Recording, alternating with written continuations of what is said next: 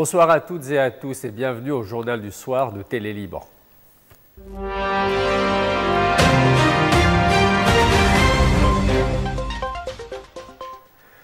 Les écoles publiques sont en grève illimitée. Dès ce vendredi 11 avril, les enseignants entament un arrêt total des cours pour protester contre le non-paiement de leur salaire. La grève touche tout le secteur public, les écoles primaires, les établissements secondaires, mais aussi les centres de formation et les instituts techniques. Les syndicats dénoncent un gouvernement qui ne respecte pas ses décisions. Un décret adopté avant les vacances de Pâques prévoyait pourtant le versement des salaires avant le 10 avril. Ils ne peuvent même plus nous rendre au travail, indique le communiqué. Entre épuisement, colère et résignation, les enseignants réclament aujourd'hui bien plus qu'un salaire, de la dignité et des engagements tenus. Le président de la République, Joseph Aoun, a exprimé un optimisme prudent concernant le désarmement du Hezbollah. Selon le député Saji Atiyeh, qui a rencontré le chef de l'État, a déclaré que le Hezbollah avait fait preuve d'une grande flexibilité en ce qui concerne ses armes, indiquant qu'il était prêt à coopérer selon un calendrier précis. Entre-temps, le port de Beyrouth était une nouvelle fois au cœur de la controverse des sources sécuritaires occidentales ayant accusé le Hezbollah d'y organiser un trafic d'armes et de fonds en provenance d'Iran avec l'aide de réseaux internes à l'administration portuaire.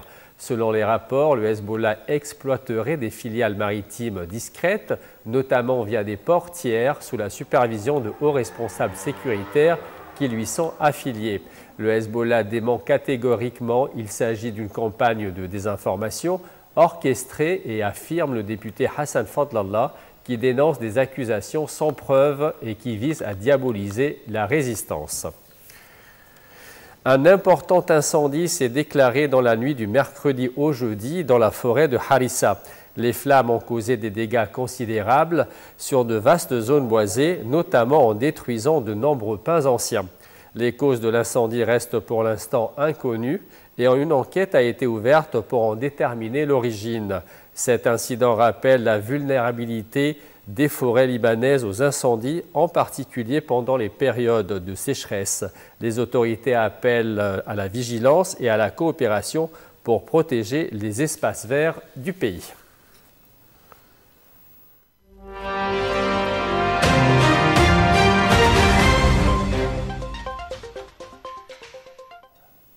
La Turquie et Israël parlent, mais pas pour se rapprocher. Ankara a confirmé des discussions techniques avec Israël dans le but d'éviter une escalade militaire en Syrie.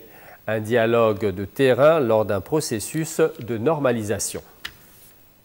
Il est normal d'avoir des contacts techniques, a expliqué le chef de la diplomatie turque Hakan Fidan.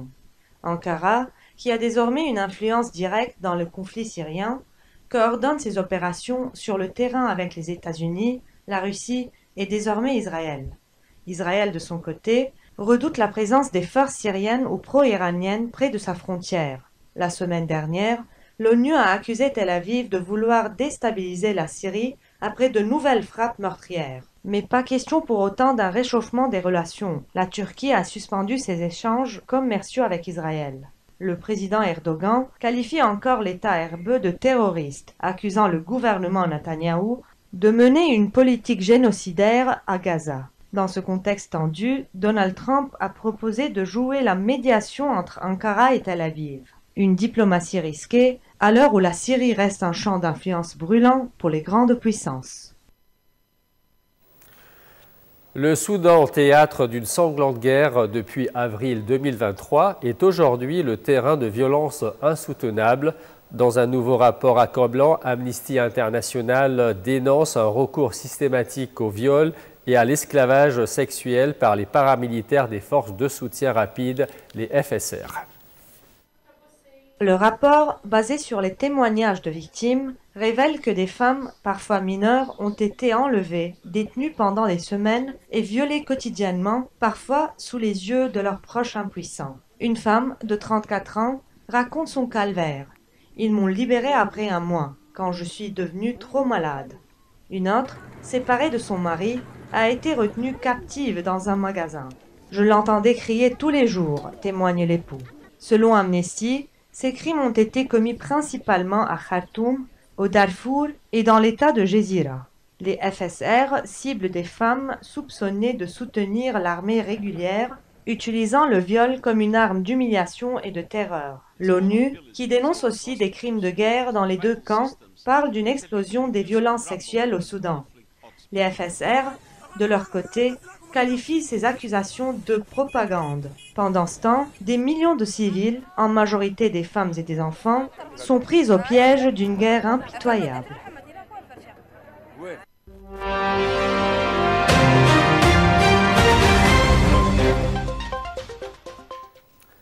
Revirement spectaculaire à Washington. Donald Trump suspend ses taxes douanières sur la quasi-totalité des pays, sauf la Chine évidemment. Un geste qualifié de stratégique, destiné à rassurer des marchés chahutés depuis bientôt une semaine. Effet immédiat, le Nasdaq bondit de plus de 12%, le Dow Jones grimpe de 7,8%. Il faut être flexible, justifie le président américain après avoir reconnu que son annonce initiale avait effrayé les investisseurs. Dans un message publié sur Truth Social, Trump hausse encore le ton contre Pékin, portant les surtaxes et les taxes sur les importations chinoises à 125%. La Chine manque de respect, déclare-t-il en assurant que nous avons calculé cela avec précision. La Chine, elle, contre-attaque, ses surtaxes atteindront 84%. Et elle appelle ses citoyens à la prudence avant tout voyage aux États-Unis, dans un contexte de tensions diplomatiques croissantes. L'Union européenne, visée par un temps par des surtaxes sur l'acier et l'aluminium, se dit prête à suspendre ces mesures de rétorsion. Selon Berlin, cette marche arrière américaine serait une réponse directe à la détermination des Européens. Mais l'inquiétude persiste. Selon l'OMC, cette guerre commerciale pourrait effacer jusqu'à 7% du PIB mondial sur le long terme. Un bras de fer entre géants avec l'économie mondiale en otage. De nouveaux pourparlers ont débuté à huis clos à Istanbul entre les États-Unis et la Russie, portant exclusivement sur le fonctionnement de leurs ambassades respectives. Il ne s'agit pas de parler d'Ukraine, mais bien de redonner un cadre au travail des missions diplomatiques, largement paralysées par des années d'expulsions croisées et de restrictions, conséquences directes de la guerre et des tensions diplomatiques bilatérales. Ces discussions font suite à une série de rencontres rares, notamment à Riyad, il y a quelques semaines, après un appel inédit entre Vladimir Poutine et Donald Trump, signe d'un léger dégel diplomatique. Mais la dynamique semble ralentir. Malgré la reprise du dialogue technique, aucun accord concret ne se profile à court terme, notamment sur la guerre en Ukraine, pourtant au cœur des espoirs nourris par la nouvelle administration de Trump. Le canal de Panama, une nouvelle fois au centre des tensions entre Washington et ses partenaires. Le gouvernement panaméen a annoncé avoir signé un accord avec les États-Unis sur fond de désaccord autour du passage de navires militaires américains. Le ministre américain de la Défense, Pete Hegseth, a réclamé une utilisation gratuite et prioritaire du canal pour la marine américaine, une revendication rejetée par Panama qui propose à la place un mécanisme de compensation financière. Le ministre panaméen du canal évoque un système basé sur les services de sécurité rendus par les États-Unis. Pas de gratuité donc, mais une forme de reconnaissance stratégique. Depuis la restitution du canal à Panama en 1999, Washington a versé près de 25 millions de dollars pour le passage de ses bâtiments de guerre, soit à peine 0,3% du trafic total. Mais le symbole reste fort dans un canal par lequel transite 5% du commerce mondial. Des marionnettes géantes pour une planète en danger. À Kinshasa, un troupeau d'animaux articulés, grandeur nature, s'est élancé ce mercredi dans une traversée symbolique de 20 000 km entre l'Afrique et l'Europe. Conçu à partir de matériaux recyclés, le projet de Hertz mêle art, environnement et sensibilisation climatique avec pour ambition de faire entendre la voix des espèces menacées par le réchauffement de la planète. Un gorille majestueux, une girafe élancée, un gnou puissant, mais tous en carton, caoutchouc et matériaux recyclés. Ce n'est pas un carnaval, mais le lancement d'un projet artistique et militant au cœur de Kinshasa. Le projet s'appelle The Hertz, les troupeaux en français.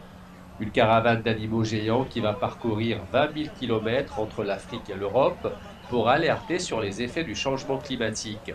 Financé par plusieurs pays européens et fondations privées, le périple traversera une dizaine de pays avec des arrêts en Afrique centrale, en Europe de l'Ouest et jusqu'au cercle polaire.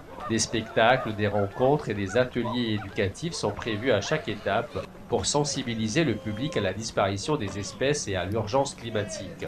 Un voyage hors du commun au rythme de ces créatures d'un autre monde pour rappeler que le nôtre, lui, est en danger. Et c'est ainsi que prend fin ce journal. Merci à vous de votre fidélité. Je vous souhaite une excellente fin de soirée sur les programmes de Télé Liban.